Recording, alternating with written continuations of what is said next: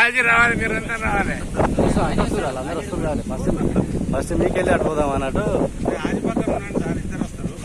అడిగంటే పోయి నిజంగా అట్లే వెళ్ళండి, అట్లే వెళ్ళండి. నువ్వేరా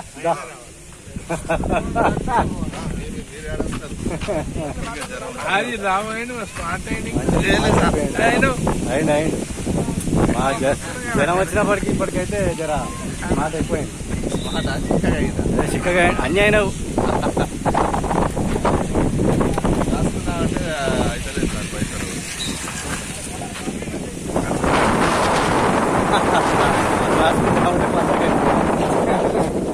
రాసుకుందామంటే పల్లగా అవుతుంది.